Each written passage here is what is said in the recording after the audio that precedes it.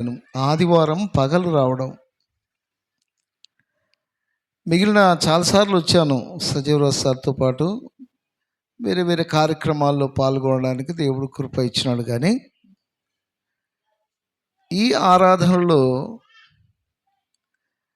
దేవుడు ఈ సంఘాన్ని ఎలాగా ఉజ్జీవింపజేస్తున్నాడు చూచినప్పుడు నాకు చాలా సంతోషంగా ఉంది. ఇలాగ నడిపిస్తున్నందుకు పాస్టర్ గారిని నేను అభినందిస్తున్నాను. ఈ సమయంలో మరొకసారి నా కుటుంబ పక్షంగా సమావేశం వారు నాకు ఇచ్చిన బాధ్యత ఏంటంటే సువార్త సేవ regional zonal secretary for evangelism. మన పొల సమాజం వెస్ట్రన్ రీజన్ అంతా నేను పర్యటిస్తూ ఉంటాను. కర్నూలు, నంద్యాల, ఖమ్మం, మార్కాపురం, ఈ 4 పొల సమాజాల్లో ఉన్న సంఘాలను దర్శించడం, బలపరచడం, ప్రోత్సహించడం, దేవుని వాక్యం ప్రకటించడానికి దేవుడు నాకు ఇచ్చిన ఆధిక్యతను బట్టి దేవునికి నా హృదయపూర్వక ధన్యవాదాలు. ఈరోజు నేను మీ దగ్గరకు వస్తానని ఉదయం వరకు కూడా నేను గ్రహించలేకపోయాను. వాస్తవానికి ఉదయకాలం పర్తింపాడులో ఉండాలి. నేను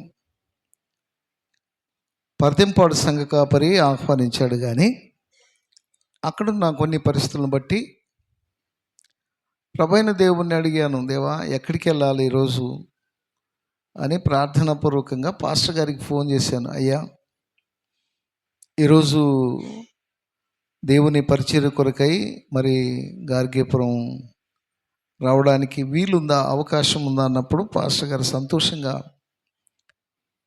రండి సార్ అని ఆహ్వానించాడు. ఇది దేవుని చిత్తం, దేవుని సంకల్పం.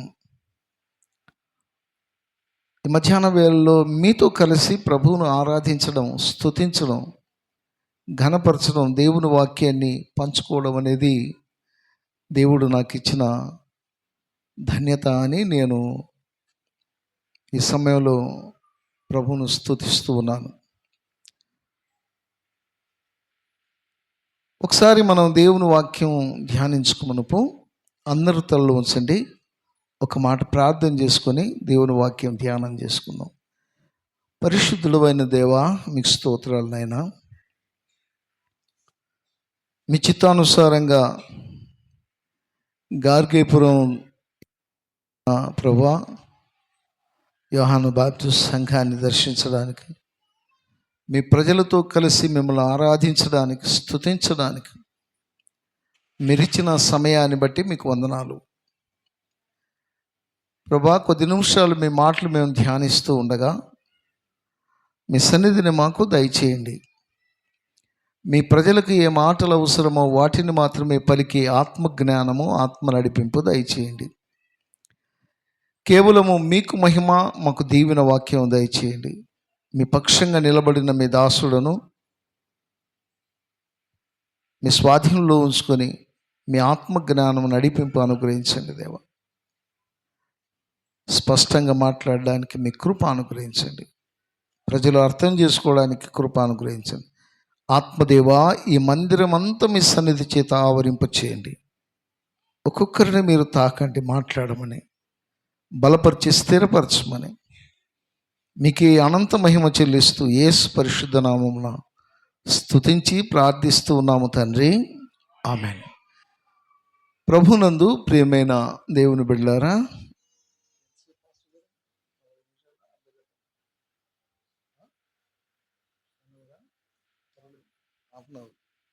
కొంచెం 10 నిమిషాలు అటు ఇటు. ప్రభునందు ప్రియమైన వాళ్ళారా, మనం చదువుకున్న ఈ లేఖన భాగము మనకందరికీ బాగా తెలిసిన వాక్య భాగ్యం. గార్గేపురం పురాతన సంఘం, మిషనరీస్ ద్వారా స్థాపించబడిన సంఘం. అందుచేత సంఘం స్థాపించబడిన నాటి నుంచి 100 సంవత్సరాలకు పైగా ఈ వాక్య భాగాన్ని అనేక దైవజనుల ద్వారా అనేక రీతులుగా మీరు వింటూనే ఉన్నారు. మన పాస్టర్ గారు కూడా దేవుడిచ్చిన మంచి వాక్య జ్ఞానమును బట్టి, వాక్శక్తిని బట్టి ఈ వాక్యం కూడా వారి ద్వారా మీరు విన్నారు అని నేను భావిస్తూ ఉన్నాను. ఏదైతేనేమి, ఏది మనం విన్నామో గతంలో, ఏది మనం నేర్చుకున్నామో వాటిని మరలా స్మరించడం, మరలా జ్ఞాపకం చేసుకోవడం అనేది దేవుని చిత్తం. ఇందులో అనేక విషయాలు ఇంకా మనం గ్రహించి అనుసరించాలని దేవుని సంకల్పం. అందుకే దేవుడి ఉదయకాలం ఈ వాక్య భాగాన్ని మన ముందుకు తీసుకొని వచ్చాడు. ప్రియమైన దేవుని సంఘమా, ప్రభువైన యేసుక్రీస్తు వారు లోకంలో ఉన్నప్పుడు ఆయనే స్వయంగా తన శిష్యులను గూర్చి, తనను వెంబడిస్తున్న జనసమూహానికి అనేక రీతులుగా బోధించాడు. మత్తయి సువార్త 5వ అధ్యాయం నుంచి మనం కొండ మీది ప్రసంగము అంటాం. 5, 6, 7 అధ్యాయాల్లో ప్రభువారు కొండ మీద మొట్టమొదటి ప్రసంగం, కొండ మీద ప్రసంగం. ఆ తరువాత 13వ అధ్యాయం నుంచి మనం గమనిస్తే ఉపమానాలు. ప్రభువారు ప్రజలకు ఏది బోధించినా ఉపమాన రీతిగా బోధించడం మనం గుర్తించాలి. యేసుక్రీస్తు ప్రభు ప్రసంగం అంతటిలో ప్రాముఖ్యమైన అంశం, సారాంశం ఏంటంటే, మార్కు సువార్త 1వ అధ్యాయం తీయండి. మార్కు సువార్త 1వ అధ్యాయంలో ప్రభువు ఎలాగా తన పరిచర్య ప్రారంభించాడో 14వ వచనం చదవండి. 14వ వచనం, మార్కు 1:14. యోహాను చెరపట్టబడిన తరువాత, జాగ్రత్తగా వినండి, యేసు కాలము సంపూర్ణమై ఉన్నది, దేవుని రాజ్యము సమీపించి ఉన్నది, మారు మనస్సు పొంది స్వార్థ నమ్ముడని చెప్పుచు స్వార్థ ప్రకటించు. అది ప్రభు యొక్క బోధనలో ఉన్న కంటెంట్, సారాంశం. దేవుని రాజ్యము సమీపించున్నది, పరలోక రాజ్యము సమీపించినది కనుక మారు మనస్సు పొంది స్వార్థ నమ్మండి అనేది ప్రభు యొక్క బోధనలో ప్రాముఖ్యమైన అంశం. అందుకని యేసుక్రీస్తు ప్రభు బోధనలన్నీ కూడా మత్తయి సువార్త, మార్కు సువార్త, లూకా సువార్త, యోహాను సువార్త, ఈ 4 సువార్తల్లో ప్రభు ఏది బోధించినా పరలోక రాజ్య సంగతులను ఆయన బోధించాడు. ఒక వ్యక్తి పరలోక రాజ్యాన్ని ఎలాగ చేరుకోవాలి, ఈ భూలోకంలో మనం జీవించిన కాలం ఎంత, ఈ జీవిత తదనంతరం మనం చేరుకోవలసిన మన గమ్యం ఏంటి, మన గురి ఏమిటో ప్రభువారు ఆనాడు ప్రజలకు, లోకమంతటికి దేవుని యొక్క చిత్తాన్ని బయలుపరిచాడు. పరలోక రాజ్యాన్ని గురించి ఆయన బోధిస్తూ 13వ అధ్యాయం నుంచి మనం గమనిస్తే ఉపమాన రీతిగా బోధించెను అనే మాట వ్రాయబడింది. మనం చదువుకున్నాం ఆ భాగం మొదటి 9 వచనాల్లో. 10వ వచనంలో శిష్యులు వచ్చారు. శిష్యులుండి ప్రభువుని అడుగుతూ ఉన్నారు, ప్రభువా, ఎందుకు ఉపమాన రీతిగా బోధిస్తున్నావు, ఎందుకు ఇలాగ బోధిస్తున్నావు ప్రభువా అని ప్రభువును ప్రశ్నిస్తూ ఉన్నారు. వారికి అర్థం కాలేదు. డైరెక్ట్ మాట్లాడవచ్చు కదా, ఆ స్టోరీ, ఈ స్టోరీ, ఆ కథ, ఈ కథ, పోలికలు ఇవన్నీ బోధించి నువ్వు బోధించే సత్యాన్ని బయలుపరుస్తున్నావు, కారణం ఏంటి అని ప్రభువును ప్రశ్నిస్తూ ఉన్నాడు. ప్రభువైన యేసుక్రీస్తు వారు శిష్యులతో ఏమంటున్నాడో ఒక మాట చూడండి. 12వ వచనం చదవండి. 12వ వచనం, కలిగిన వానికే ఇయ్యబడును, వానికి సమృద్ధి కలుగును, లేని వానికి కలిగినది వాని యొద్ద నుండి తీసివేయబడును. 11వ వచనం చదవండి. ఇప్పుడు ఇందు నిమిత్తము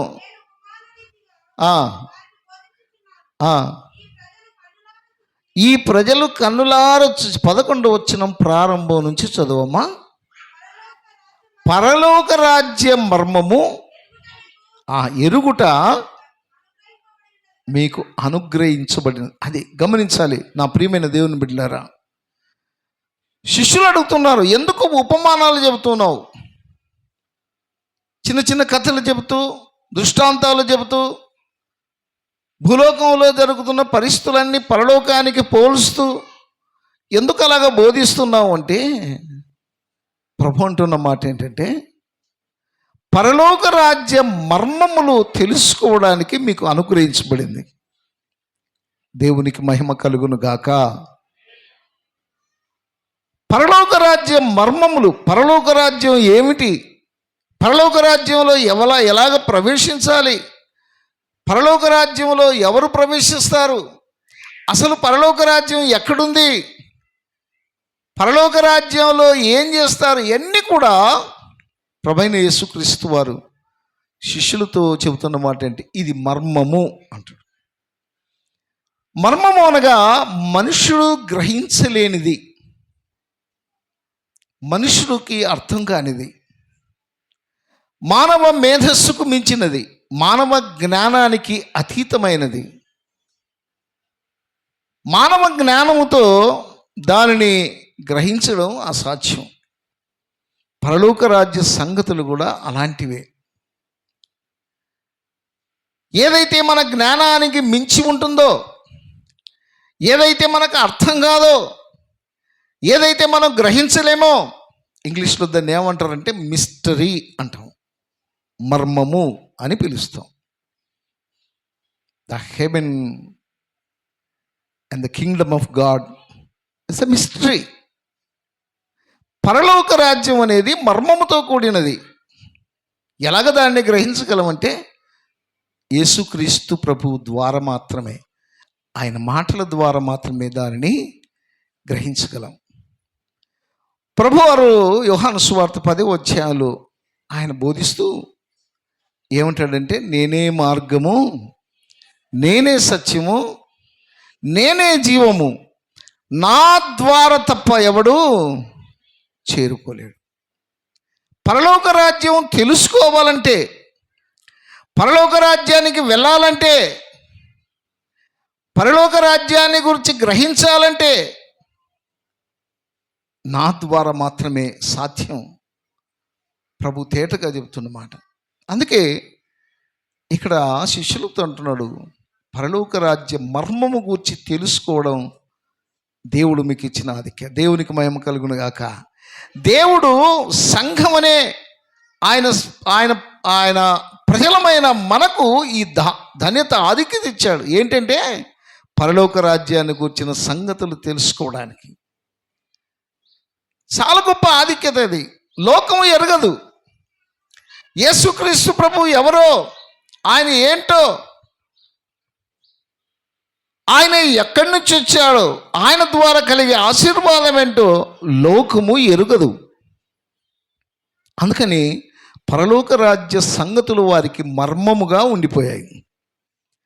కానీ మనకైతే ప్రభువైన దేవుడు తన కృప ద్వారా బయలుపరిచాడు. ప్రభువైన యేసును నమ్మిట ద్వారా, ఆయనను విశ్వాసం ఉంచడం ద్వారా ఆ సత్యాలన్నీ మనకు జ్ఞాపకం చేస్తున్నాడు. ఈ మర్మాన్ని గూర్చి, పరలోక రాజ్య సంగతుల గురించి పాత నిబంధన గ్రంథంలో కూడా దేవుడు అనేక సార్లు బోధించాడు. ప్రవక్తల ద్వారా బయలుపరిచాడు,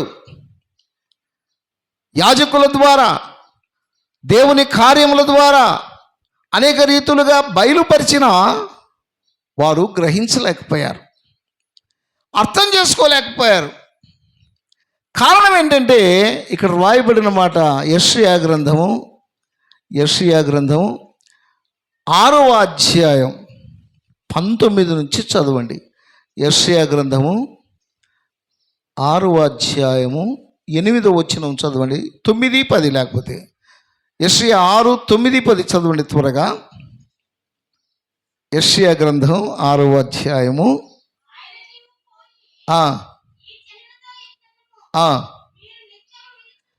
మీరు నిత్యము వినుచుందురు గాని గ్రహింపకుందురు, నిత్యము చూచుచుందురు గాని తెలుసుకొనకుందురు.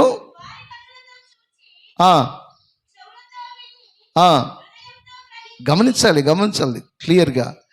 వారి కన్నులు చూచి చెవులతో విని హృదయములో గ్రహించి మనస్సు మార్చుకొని స్వస్థత పొందలేకపోవునట్లు ఈ జనుల హృదయము కొవ్విపోయింది, కొవ్వు పట్టింది. మరొక మాటలో చెప్పాలంటే ఈనాటి లోక పరిస్థితి కూడా అదే. జనుల హృదయం దేవుని సంగతులు గ్రహించలేకపోతున్నారు. రేడియోల ద్వారా, టెలివిజన్స్ ద్వారా ఆయా రీతులుగా వింటూ ఉన్నారు. కరపత్రికల ద్వారా, దేవుని గ్రంథం ద్వారా చదువుతూ ఉన్నారు. దేవుడు చేసే మహత్కార్యాలు, అద్భుత కార్యాలు చూస్తూ ఉన్నారు. కానీ వారు గ్రహించలేకపోతున్నారు. వింటున్నారు, చూస్తూ ఉన్నారు, కానీ గ్రహించలేకపోతున్నారు. కారణం ఏంటంటే వారి హృదయాలు ఏమైపోయాయి? కొవ్వు పట్టినది. బైబిల్ గ్రంథంలో చాలా క్లియర్గా దేవుడు ఒక రకంగా హృదయంలో వేదనతో పలుకుతున్న మాట. నా ప్రజలు చూస్తున్నారు, క్లియర్గా వింటూ ఉన్నారు, జరుగుతున్న అద్భుత కార్యాలు, ఆశ్చర్య కార్యాలన్నీ గమనిస్తూ ఉన్నారు, కానీ గ్రహించలేకపోతున్నారు. కారణం హృదయం. ఈ మధ్యాహ్న వేళలో నా ప్రియమైన దేవుని బిడ్డలారా, మానవ జీవితం పతనమవడానికి గల కారణం హృదయం. ఈనాడు లోకమంతా అల్లకల్లోలంగా అప్సైడ్ డౌన్ ప్రయాణం చేస్తూ ఉండడానికి గల కారణం హృదయం. హృదయం బలిసిపోయింది. హృదయంలో దేవునికి స్థానం లేదు. యెరెమీయా గ్రంథకర్త అంటాడు, హృదయము అన్నిటికంటే మోసకరమైనది, అది ఘోరమైన వ్యాధి కలది అంటాడు. యెరెమీయా చాలా చక్కగా వివరిస్తున్నాడు హృదయం యొక్క ఆ స్టేటస్, ఆ స్టేజ్, ఆ పరిస్థితి ఏంటో అర్థమయ్యేలాగా మాట్లాడుతున్నాడు. హృదయం నిన్ను మోసం చేస్తుంది. నీ హృదయంలో పాపపు వ్యాధి ఉంది కనుక వింటున్నావు, విడిచిపెట్టి వెళ్తున్నావు, చూస్తున్నావు, గ్రహించలేకపోతున్నావు, తెలుసుకోలేకపోతున్నావు. ఈ మధ్యాహ్న వేళలో నా ప్రియమైన దేవుని బిడ్డలారా, ప్రభువైన దేవుడు ఈనాడు ఇంకా మన జీవితాల్లో మనం దేవుని ఆశీర్వాదాలు పొందకపోవడానికి గల కారణం, దేవుని రాజ్యం విస్తరించకపోవడానికి గల కారణం, లోకములో ఉన్న అల్లకల్లోల పరిస్థితులన్నిటికీ కారణం మానవ హృదయం. మనిషి యొక్క హృదయం మనిషిని మోసం చేస్తుంది. ఇందులో చాలా విషయాలను విస్తారంగా నేను మాట్లాడలేను, కానీ జాగ్రత్త. నీ హృదయం ఎలాగుంది? నీ హృదయం నిన్ను మోసం చేసేదిగా ఉందా? నీ హృదయం క్లియర్గా ఉందా? నీ హృదయం యేసుక్రీస్తు ప్రభువుకు నిలయంగా ఉందా? ప్రకటన గ్రంథం 3వ అధ్యాయంలో మనం చూస్తాం. యేసుక్రీస్తు ప్రభువారు ప్రకటన గ్రంథం 3వ అధ్యాయం, నేను తలుపు నొద్ద నిలిచి ఉండి తట్టుచున్నాను అంటాడు. హృదయం అనే తలుపు నొద్ద నేను నిలుచుండి తట్టుచున్నాను. ఎవడైనానో నా స్వరము విని తలుపు తీసినేడలా నేను వానిలో ప్రవేశించి వానితో కూడా భోజనము చేయుదును అంటాడు. హృదయం అనే తలుపు నొద్ద ఎంత కాలంగా తడుతున్నాడో. నీ హృదయం తలుపులు వేసేసుకున్నావు, హృదయాన్ని కఠినం చేసుకున్నావు, జీవితంలో మార్పు లేదు, బ్రతుకులో మార్పు లేదు, రొటీన్ అయిపోయింది. ఏదో ఆదివారం అందరితో పాటు మనం ప్రార్థనకు వెళ్ళాలి, దేవుని మాటలు వినాలి, కానుకలు వేయాలి, దేవుణ్ణి ఆరాధించాలి, రావాలి. కానీ హృదయంలో మాత్రం దేవుని యొక్క సన్నిధిని మనం అనుభవించలేకపోతున్నాం. అందుచేత అనేక సమస్యలు, అనేక బాధలు, అనేక ఇబ్బందులు, అనేక రకాలైన గురవుతున్నాం. అలాంటి వారి హృదయాలను గురించి 4 కేటగిరీస్గా కింది భాగంలో ప్రభు చెబుతున్నాడు. ఎవరెవరి హృదయాలు ఎలాగుంటాయో, ఎందుకు వారు లోకంలో సంతోషంగా ఫలించలేకపోతున్నారో కింది భాగంలో ప్రభువు చెబుతున్న మాటలు. దాని పరమార్థిక సత్యం ఏంటంటే హృదయంలో యేసు ఉండాలి, దేవుని వాక్యం. ఆ ప్రకటన కింద 3వ అధ్యాయంలో అంటాడు, హృదయం అనే తలుపునొద్ద. పాట ఆంధ్రప్రదేశ్ కీర్తనల పుస్తకంలో గతంలో బాగా పాడేవాళ్ళం, ఇప్పుడు మర్చిపోయాం అనుకుంటా. అయినా జ్ఞాపకం చేసుకుందాం. హృదయం అనేడు తలుపునొద్ద యేసు నాదుండు, హృదయం అనేడు తలుపునొద్ద యేసు నాదుండు, నిలచి సదయుడగుచు తాటుచుండు సకల విధములను, నిలచి సదయుడగుచు తాటుచుండే సకల విధములను, హృదయమనెడి తలుపునొద్ద యేసు నాదుండు. ఈ మధ్యాహ్న వేళలో నా ప్రియమైన దేవుని బిడ్డారా, ఎంత కాలం నుంచి తడుతూ ఉన్నాడా? హృదయంలో దేవుని మాటలకు స్థానం లేదు. అసలు నీ హృదయంలోనికి ప్రభువును ఆహ్వానించలేదు. నీ హృదయం ఆయన కొరకు ప్రతిష్ఠించుకోలేదు. అందుకే జీవితంలో ఈ పరిస్థితి. యేసు ప్రభు ఈ ఉపమానములో ఉన్న అంతరార్థం వివరిస్తూ కింది భాగంలో, మానవుని హృదయంలో దేవుని వాక్యము దేవుడు ఉంటే, యేసుక్రీస్తు ప్రభువును చేర్చుకుంటే తత్ఫలితం ఎలాగుంటుందో ఆఖరి వచనంలో మనకు జ్ఞాపకం చేస్తున్నాడు. 23వ వచనం చివరి భాగంలో ఫలించును అనే మాట. 4 రకాలైన మనుషులను గురించి జ్ఞాపకం చేస్తున్నాడు. ఒకటి, విత్తువాడు విత్తుటకు బయలుదేరాడు. కొన్ని విత్తనాలు ఎక్కడ విత్తాడు? త్రోవ ప్రక్కన, మరికొన్ని రాతి నేలలో, మరికొన్ని విత్తనాలు ముళ్ళ పొదల్లో, మరికొన్ని విత్తనాలు మంచి నేల. మనకు బాగా ఎరిగిన ఆ సత్యాలు ఇవి. ఎందుకంటే మన గ్రామం చుట్టూ పొలాలు ఉన్నాయి. పొలాల్లో విత్తనాలు వేసాం, కష్టపడ్డాం, పొలాల్లో పైరు ఎదుగుతూ ఉంది. సరైన రీతిగా ఫలం రావాలనే ఆశతో కనిపెట్టుకొని ఉన్నాడు రైతు. కానీ సరైన ఫలితం లేకపోతే ఎంత బాధ ఉంటుందో మనిషికి. ప్రభువైన దేవుడు కూడా అదే జ్ఞాపకం చేస్తున్నాడు. మొదటి వాడిని గురించి జ్ఞాపకం చేస్తూ త్రోవ ప్రక్కన విత్తబడిన వాక్యము, అనగా వాడి జీవితంలో వాక్యం వింటున్నాడు, కానీ పక్షులు వచ్చి ఎత్తుకొని పోతుందట. అపవాది ఎత్తుకొని పోయాడు అంట.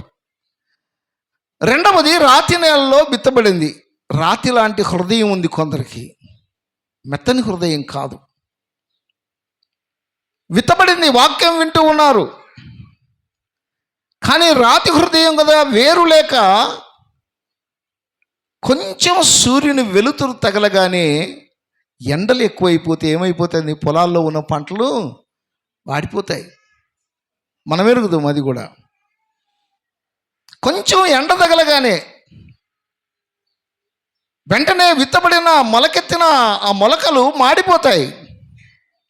ఏంటి ఆ వేడి, ఆ ఎండ అనగా ఇక్కడ రాయబడిన మాట ఏంటంటే, సువార్తను గూర్చి, వాక్యమును గూర్చి శ్రమలు, హింసలు కలగగా. చాలా క్లియర్గా రాయబడ్డాయి. కొంచెం శ్రమ కలిగితే, కొంచెం హింసలు కలిగితే, కొంచెం కష్టం వస్తే చాలు వాక్యం హృదయంలో లేదు, యేసు హృదయంలో లేడు కనుక వెంటనే మనిషి లోకంలో కలిసిపోతాడు, దేవునికి దూరస్తుడైపోతాడు, దేవుని సన్నిధిలో నుంచి తొలగిపోతాడు, విశ్వాసంలో బలహీనుడైపోతాడు. దేవుని మందిరాన్ని విషయంలోనే మందిరానికి రాకుండా, ఆరాధనలకు రాకుండా ఆగిపోతాడు. కారణం ఏంటంటే రాతి నేల లాంటి హృదయం. కొంచెం శ్రమ, కొంచెం కష్టం, కొంచెం బాధ. నా ప్రియమైన దేవుని బిడ్డలారా, అందుకే ప్రభువైన యేసుక్రీస్తు వారు ఆయన పునరుత్థానుడైన తర్వాత, మరణము జయించి లేచిన తర్వాత శిష్యులకు కనపడినప్పుడంతా భయపడకుడి, భయపడకుడి అని అభయహస్తం ఇస్తున్నాడు. శ్రమలు వచ్చాయా, రోగం వచ్చిందా, వేదన ఉందా, బాధలు ఉన్నాయా, సమస్యలు ఉన్నాయా నీ జీవితంలో, భయపడాల్సిన అవసరం లేదు. కారణం ఏంటంటే మనం నమ్మిన మన ప్రభు వాటన్నిటికంటే శక్తిమంతుడు. మనం నమ్మిన మన ప్రభు వాటన్నిటిలో మనకు జయమనుగ్రహించేవాడు, మనకు తోడై ఉన్నాడు. మళ్ళీ కాపాడే దేవుడు కునికేవాడు కాదు, నిద్రపోయేవాడు కాదు. నీ కొరకు ప్రాణం ఇచ్చినవాడు ఆయన, నీ కొరకు రక్తం కార్చినవాడు. శ్రమల్లో నిన్ను బాధ పెట్టడం ఆయనకి ఇష్టం లేదు, రోగంతో వేదనలో ఉండడం ఆయనకి ఇష్టం లేదు, సమస్యల్లో చిక్కుకొని పోయి ఉండడం ఆయనకి ఇష్టం లేదు.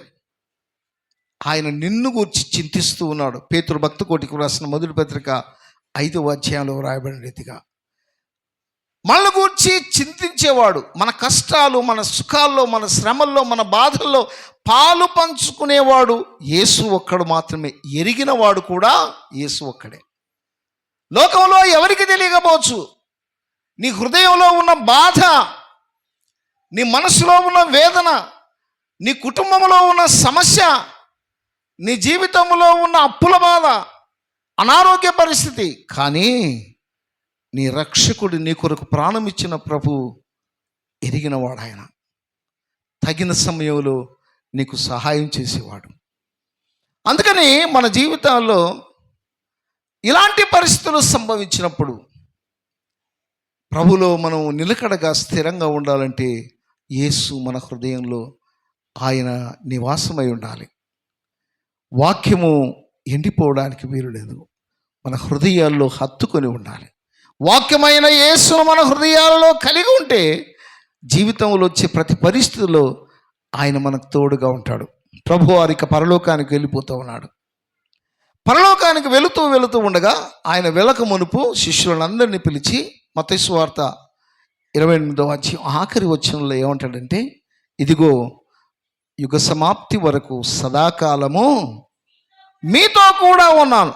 ఎంత ఆదరణ మాట!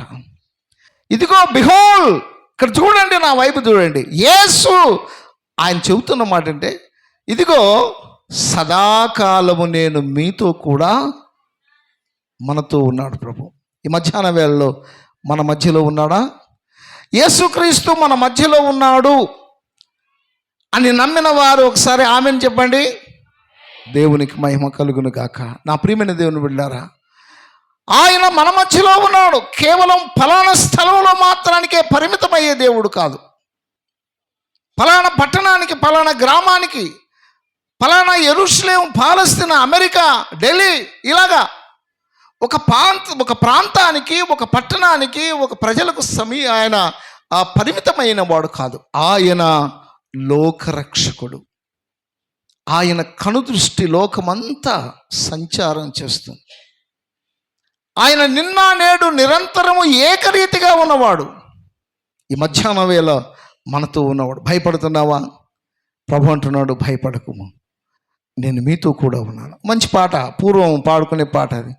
ఈ మధ్యకాలంలో మరొక పాట, అదే వచనాన్ని ఇంకోరికి యోసన్న గారి పాటల్లో ఒక పాట ఏంటంటే, జలములలో పడినే వెళ్ళిన అవి నా మీద పొర్లి పర్వత. పాడదామా వచనం? జలములలో పడినే వెళ్ళిన అవి నా మీద పారావు, జలములలో పడినే వెళ్ళిన అవి నా మీద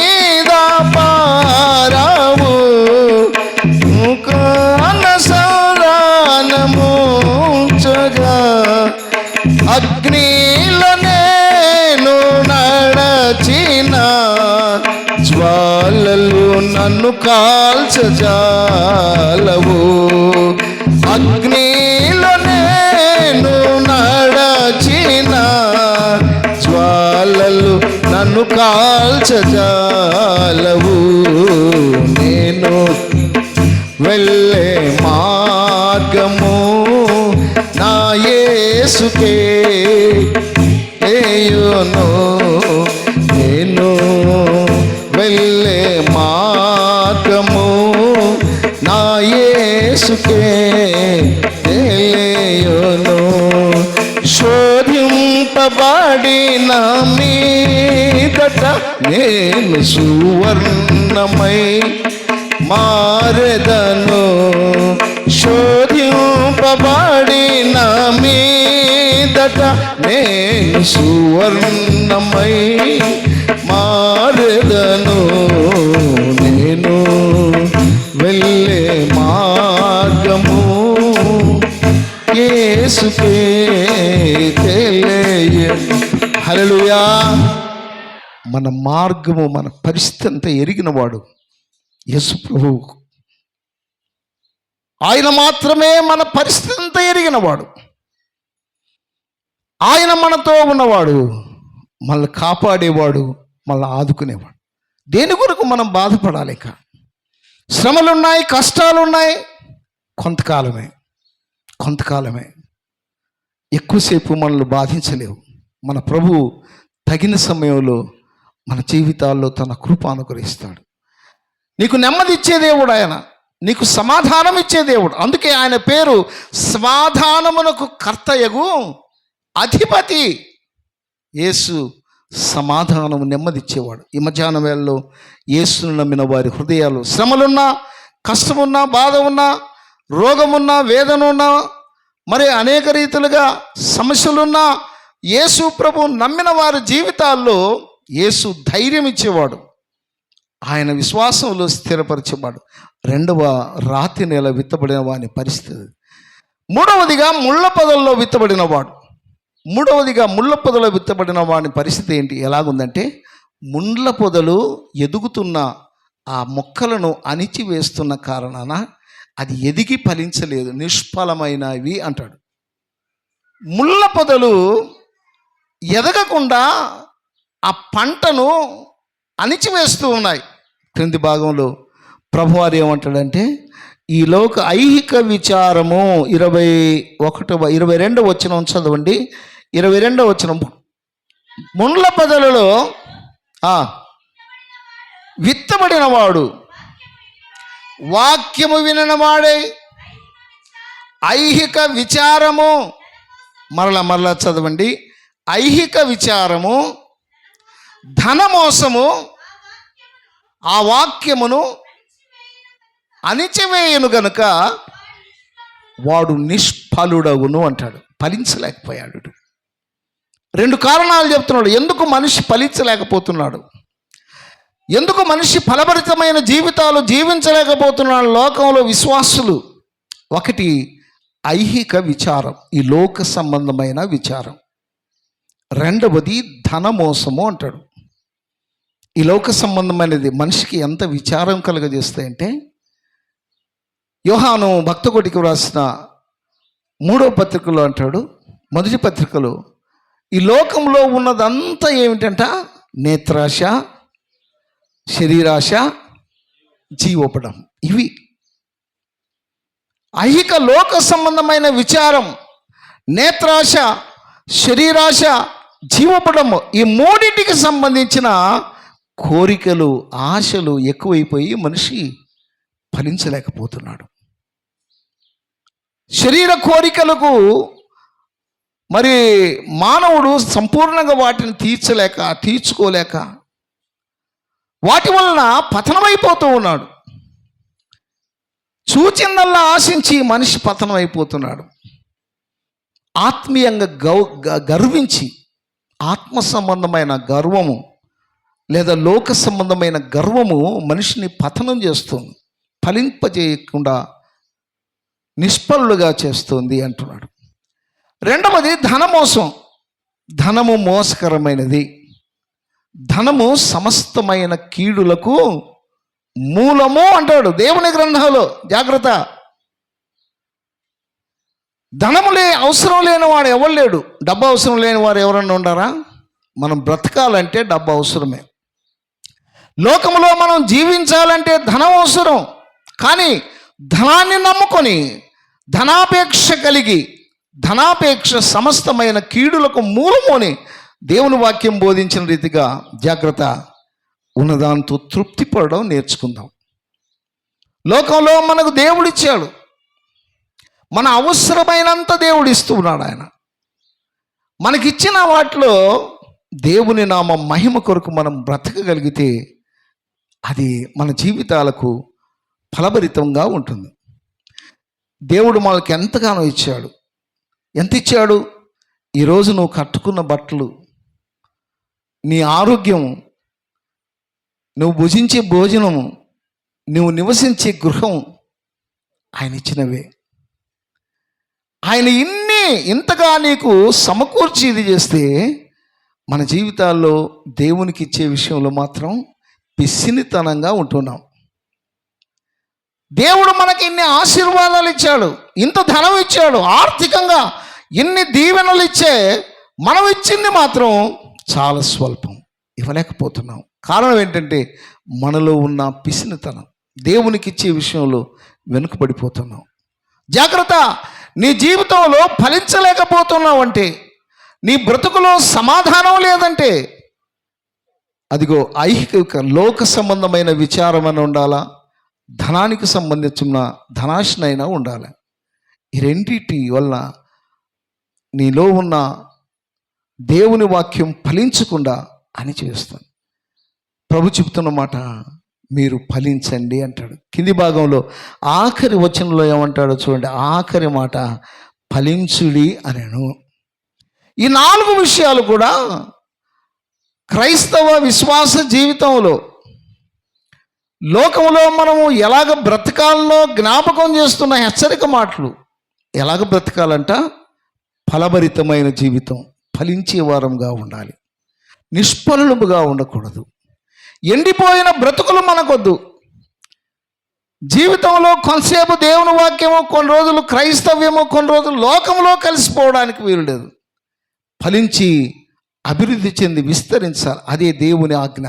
ఆదికాండం 1వ అధ్యాయంలో దేవుడు ఆదామవ్వలతో చెప్పిన మొట్టమొదటి, మీరు ఫలించి అభివృద్ధి చెంది విస్తరించండి, భూమిని నింపండి అంటాడు. ఫలించాలి మన జీవితంలో. ఏంటి ఫలం? ఫలము అంటే ఏంటి? ఎలాంటి ఫలం? మనం ఫలించాలి. అసలు మనం ఫలించడం ద్వారా పరలోకానికి ఎలాగ అర్హతను సాధించుకుంటాం? ఒక్క మాట చదివి నేను ముగిస్తాను. 12:30 అయింది టైము. ఒక మాట, ఎఫెసీ పత్రిక 5వ అధ్యాయం, ఎఫెసీ పత్రిక 5వ అధ్యాయం చూడండి. 5వ అధ్యాయము 8, 9 వచనాలు త్వరగా చదవండి. అపోస్తలుడైన పౌలు ఎఫెసీలకు వ్రాసిన పత్రిక 5వ అధ్యాయము 8వ వచనం నుంచి 9వ వచనం, ఈ 2 వచనాలు. మీరు పూర్వము చీకటి అయి ఉంటిరి, ఇప్పుడైతే ప్రభువునందు వెలుగై ఉన్నారు. సమస్త విధములైన మంచితనము, నీతి. ఆ చివరి మాట మాత్రం గమనించండి. వెలుగు ఫలము. వెలుగు ఫలం ఏమంట? సమస్త విధమైన మంచితనము, తర్వాత నీతి, తర్వాత సత్యం. అసలు ఫలించడం అంటే ఏంటి? మనం ఫలించాము అని లోకానికి అర్థమయ్యేలాగా మనం జీవించాలంటే ఎలాగా? ఒక మామిడి చెట్టు ఫలించిందంటే ఆ చెట్టు నిండా మామిడి పళ్ళు ఉంటాయి. అది ఏదైనా కానీ, పొలంలో అది ఏ పంట అయినా కానీ, ఆ కంకులు వస్తే, జొన్న పంట కానీ, కొర్ర పంట కానీ, వరి కానీ, ఏదైనా కానీ, ధాన్యం ఫలించింది ఆ చెట్టు, ఆ పొలము అంటే అందులో మరి ఆ కంకులు బాగా కనిపించాలి, ఆ విత్తనాలు కనిపించాలి. మన జీవితంలో మనం ఫలించాము అని లోకం అర్థం చేసుకోవాలంటే 3 విషయాలు అపోస్తలుడైన పౌలు ఎఫెసీ సంఘానికి జ్ఞాపకం చేస్తున్నాడు. ఒకటి, సమస్త విధమైన మంచితనము, గుడ్నెస్. మంచిగా బ్రతకాల లోకంలో. లోకంలో మన మంచితనాన్ని బట్టి ఇతరులు యేసుక్రీస్తు ప్రభువు దగ్గరికి రావాలి. కారణం ఏంటంటే మనం నమ్మిన దేవుడు మంచివాడు. గాడ్ ఈజ్ గుడ్ ఇంగ్లీష్లో. మనం నమ్మిన మన దేవుడు మంచి దేవుడు. ఆయన మనం నమ్మిన మన రక్షకుడు పార్షియాలిటీ లేదా పక్షపాతం చూపించేవాడు కాదు. ఒకరిని ఒకలాగా ఒకరిని ఒకలాగా చూచేవాడు కాదు. ఆయన మంచి దేవుడు కనుక లోకం అంతటికీ సూర్యుని వెలుగు అనుగ్రహిస్తున్నాడు ఉచితంగా. ఆయన మంచి దేవుడు కనుక లోకమంతటికి గాలి ఫ్రీగా ఇస్తూ ఉన్నాడు.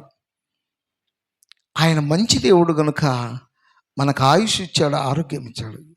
కనుక ఆయన బిడ్డలమైన మనము మంచితనము కలిగిన వారమై ఉన్నాం. సమస్త విధములైన మంచితనం. నేను విస్తరించి దీని గురించి మాట్లాడలేను, కానీ ప్రభువారు లోకంలో ఉన్నప్పుడు ఆయన చెప్పిన మాట అండి, మీ సత్క్రియలను చూచి పరలోకమందున్న మీ తండ్రి మహిమపరచబడినట్లు వారి ఎదుట మీ సత్క్రియలు చేయండి అంటాడు. లోక సత్క్రియలు అంటే మంచి క్రియలు. మీరు చేసే ప్రతి పని లోకము గమనిస్తుంది. మీ జీవితము, మీ నడవడిక, మీ మాటలు, మీ ఆలోచనలు, మీ ప్రవర్తన లోకం గమనిస్తూ ఉండగా వారు మీ జీవితాన్ని, మీ ప్రవర్తనను బట్టి దేవుని మహింపరచడానికి, ప్రభు దగ్గర దాన్ని రావడానికి మీరు సాధనాలుగా ఉండాలి అంటాడు. ఇక రెండవది నీతి అంటాడు. నీతి అనగా ఇంగ్లీష్లో రైచియస్నెస్ అంటమాట వ్రాయబడింది. రైచియస్నెస్ అనగా నీతిమత్వం. రైచియస్నెస్ అనే మాటకు విస్తృతమైన అర్థం ఏంటంటే రైట్ రిలేషన్షిప్ విత్ గాడ్. సరైన దేవునితో సంబంధం కలిగి ఉండడం. దేవునికి మనకు సంబంధం, మన జీవితాల్లో మనం ఎడతెగక ఉండాలి. ఎవరితో దేవుడు సంబంధం కలిగి ఉంటాడు? ప్రభువైన దేవుని గురించి వ్రాయబడిన మాట పాత నిబంధన గ్రంథం అంతా, నేను పరిశుద్ధుడైన ప్రకారం మీరును పరిశుద్ధులుగా ఉండండి. మనం నమ్మిన మన రక్షకుడు, మన ప్రభువు, ఆయన పరిశుద్ధుడైన దేవుడు. లోకంలో ఆయన జీవించిన కాలంలో ఆయన ఒక సవాలు వేశాడు. నాలో పాపమున్నదని మీలో ఎవడైనా నిరూపించగలడా అంటే ఎవరు నిరూపించలేకపోయారు. కారణం, ఆయన పరిశుద్ధుడైన దేవుడు, ఆయన పవిత్రుడైన దేవుడు. ఆయన బిడలమైన మనం కూడా లోకములో నీతిమంతులముగా, పరిశుద్ధులముగా ఉండాలన్నది దేవుని యొక్క చిత్తం, దేవుని సంకల్పం. ఎప్పుడైతే మనం పరిశుద్ధులంగా ఉంటామో ఆ పరిశుద్ధుడైన దేవునితో మనకు సరైన సంబంధాలు, బాంధవ్యాలు కలిగి ఉంటాం. మనము మన హృదయాలు అపవిత్రంగా ఉండి, మన జీవితం బాగోలేక, మన బ్రతుకులు బాగలేక, చెడిపోయిన బ్రతుకులు కలిగి దేవునితో సంబంధం కలిగి ఉండాలంటే అసాధ్యం. అది పరిశుద్ధుడైన దేవుని మందిరంలో, పరిశుద్ధమైన ఈ మందిరంలో మనం ప్రవేశించడానికి కూడా అర్హులము కాదు, ఎప్పుడు పరిశుద్ధత లేకపోతే. అట్లయితే ఈ మధ్యాహ్న వేళలో పరిశుద్ధంగా బ్రతుకుతున్నావా? పవిత్రంగా బ్రతుకుతున్నావా? నీ ప్రభువైన నీ దేవుడు పరిశుద్ధుడు గనుక జీవించిన ఈ కాలంలోనూ పరిశుద్ధంగా, పవిత్రంగా బ్రతుకుతున్నావా? నీతిగా బ్రతుకుతున్నావా? ప్రభువైన దేవుడు పరలోకము నుండి నేను చూచినప్పుడు నిన్ను బట్టి ఆయన సంతోషిస్తున్నాడా? ఎలాగ పరిశుద్ధంగా బ్రతకగలం? లోకములో మనం పవిత్రంగా బ్రతకాలంటే ఎలాగా? కారణం, యోహాను మొదటి పత్రిక 1వ అధ్యాయం 9వ వచనం త్వరగా చదవండి. యోహాను మొదటి పత్రిక 1వ అధ్యాయం 9వ వచనంలో, మన పాపములను మనం ఒప్పుకునే యెడల ఆయన నమ్మదగిన వాడును నీతిమంతుడు గనుక మన పాపములను క్షమించి సమస్త దుర్నీతి నుండి మనలను, చాలండి, మన పాపములను మనం ఒప్పుకునే యెడల మనం నమ్మిన దేవుడు నమ్మదగిన దేవుడు. ఎప్పుడైతే మనం ఒప్పుకుంటామో మన పాపాలు క్షమిస్తాడు, మనల్ని పరిశుద్ధులుగా చేస్తాడు. 1:7 అంటాడు, యేసు రక్తము ప్రతి పాపమును కడిగి మనలను. నేను ముగించి వేస్తున్నాను. నా ప్రియమైన దేవుని బిడ్డారా, ఈ మధ్యాహ్న వేళలో ఈ ఉపమానంలో ఉన్న భావం ఏంటంటే ఫలించాలి మన లోకంలో. ఎలాంటి ఫలము? వెలుగు ఫలము ఒక ఫలాన్ని గురించి నేను జ్ఞాపకం చేశాను. బైబిల్ గ్రంథంలో నీతి ఫలము అనే మాట కూడా వ్రాయబడింది. హెబ్రీ పత్రికలో జిహ్వా ఫలము అనే మాట కూడా వ్రాయబడింది. కానీ ఎఫ్సి పత్రికలో సంఘానికి వ్రాస్తున్నాడు నీతి వెలుగు ఫలం అనగా మంచితనము, నీతిమత్వము, సత్యము. లోకములో యథార్థంగా బ్రతకడానికి నేర్చుకోవాలి. సత్యమును మనం వెంబడించే వారంగా ఉండాలి. అట్లయితే మరొకసారి ఈ సమయంలో ఎందుకు నువ్వు ఫలించలేకపోతున్నావు? నీలో ఈ ఫలం లేకపోవడానికి గల కారణం ఏంటంటే దేవునితో నీకున్న సంబంధం సరైనదిగా లేదు. పవిత్రమైన జీవితంలో జీవించలే, ఎక్కడో తప్పిపోతూ ఉన్నాం. ఎక్కడో పొరపాటుగా నీ జీవితంలో దేవుని సన్నిధిలో నుంచి దూరం అయిపోతూ ఉన్నావు. నీవెరుగుదు, నీ ప్రభు ఎరుగు. కనుక ఈ మధ్యాహ్న వేళలో మరలా ఆత్మదేవుడు మనకు జ్ఞాపకం చేస్తున్నాం. ఫలించుదాం, ఫలభరితమైన జీవితాలు జీవించుదాం, దేవునికి ఇష్టమైన జీవితాలు జీవించుదాం. ప్రభు రాకడలో ఎత్తబడే సంఘములో మనమందరము పాలిభాగస్తులం అవుదాం. పరిశుద్ధులు మాత్రమే పరలోకానికి తీసుకుని వెళ్ళబోతారు. పరిశుద్ధులకు మాత్రమే పరలోక రాజ్య ప్రవేశం. పరిశుద్ధులు మాత్రమే దేవుడు ఆయనతో పాటు కూర్చుండబెట్టే గొప్ప ధన్యత ఇస్తారు. అట్టి పరిశుద్ధత లేకపోతే మనం ఎంత చేసినా, ఎంత పాటలు పాడినా, ఎంత వాక్యం చదివినా, ఎంత గుడికి వచ్చి ఎన్ని కానుకలు వేసినా మన జీవితాల్లో ఫలితము శూన్యం. మరొకసారి మళ్ళీ మనం సమర్పించుకుందాం, మళ్ళీ మనం పరీక్షించుకుందామా?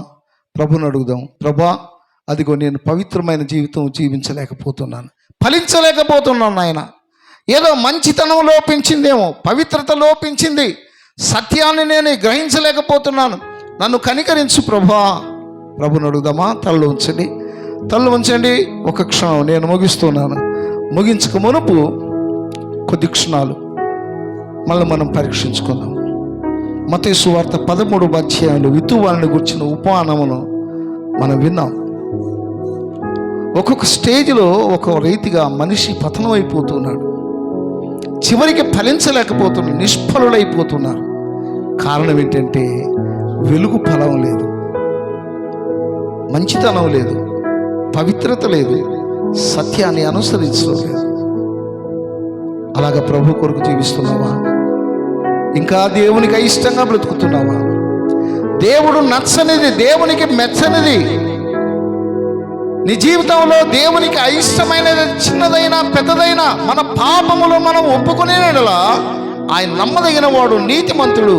నీ పాపాలు క్షమిస్తాడు. ఈ సమయంలో నీ పాపాలు క్షమించడం మాత్రమే కాదు, తన రక్తము చేత నీ పాపములు కడిగి పవిత్రపరిచి పరిశుద్ధునిగా చేస్తాడు. పాపములు క్షమించడానికి శిలువ మ్రాణుపై యేసుక్రీస్తు ప్రభు తను తాను బలిగా అర్పణంగా అర్పించుకున్నాడు. అఘోరమైన శాపగ్రస్తమైన ఆ కలువరి శిలువలో నీ శాపమంతా కూడా ఆయన భరించాడు, నీ పాప భారమంతా కూడా భరించాడు. నీ పాపపు శిక్ష ఆయన భరించి నీకు శిక్ష లేకుండా చేశాడు. నీ పాపాలు క్షమించాలని ఇష్టపడుతున్నాడు. కనుక ఈ మధ్యాహ్న వేళలో ప్రభుని అడుగుదామా? ఒక్క క్షణం ప్రభునుడు, ప్రభా, నీ కొరకు నేను ఫలించడానికి సహాయం చేయి, నీ కొరకు నేను పరిశుద్ధంగా బ్రతకడానికి సహాయం చేయి. నీ రాకడలో ఎత్తబడే సంఘంలో పరలోకానికి నీ సన్నిధికి చేర్చబడే ధన్యత నాకు, నా కుటుంబానికి ఇవ్వు. సమాధానం, నెమ్మది దయచేయి, ఆరోగ్యం దయచేయి ప్రభుని అడిగాను. మధ్యాహ్నం వేళ ప్రభు మన ప్రార్థన వింటూ ఉన్నాడు. ప్రార్థనకు జవాబిచ్చి ఆదరించే దేవుడు, ఆదుకునే దేవుడు. పరిశుద్ధుడా, స్తోత్రాలనైనా విత్తబడిన వాక్యం విన్న వారందరి హృదయాల్లో ఫలింప చేయండి దేవుడు. ఫలభరితమైన జీవితాలు కలిగి మీరు ఆకడి దినాన ఎత్తబడే సంఘంలో ఉండి పరలోక రాజ్యం చేరుకోవడానికి, లోకంలో బ్రతికిన కాలం అంతా నెమ్మదిగా బ్రతకడానికి మీ కృప అనుగ్రహించమని సంఘమును ఆశీర్వదించండి. పెద్దలను దీవించండి దేవా. కాపరిని, పరిచర్యను, కుటుంబాన్ని దీవించమని యేసు నామమున ప్రార్థిస్తున్నాము తండ్రి. Amen, amen. Thank you. God bless you.